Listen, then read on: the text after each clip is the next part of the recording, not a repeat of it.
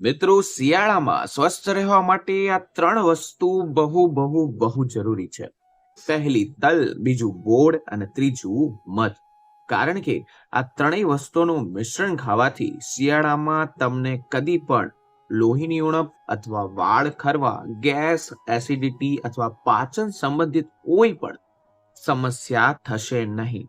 વારંવાર જે લોકોને થાક ચડતો હોય અથવા સાંધાના દુખાવા હોય, કમરના દુખાવા હોય, તો તેને આ ત્રણનું મિશ્રણ ગમે ત્યારે ખાવાથી શિયાળામાં તો તમને ફાયદો થશે.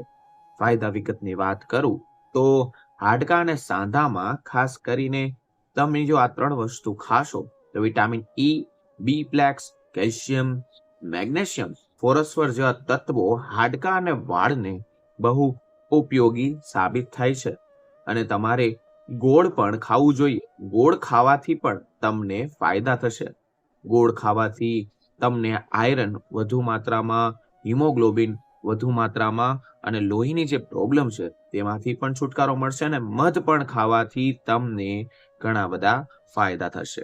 જેટલા લોકોને ડાયાબિટીસ છે તેને વધુ ધ્યાન રાખીને ડોક્ટરની સલાહ લઈને ખાવાનું. આવા જ સ્વસ્થ રહેવાના વિડીયો જોવા માટે આપણી ચેનલને વિઝિટ કરો અને પૂરી ચેનલ નિહાળો.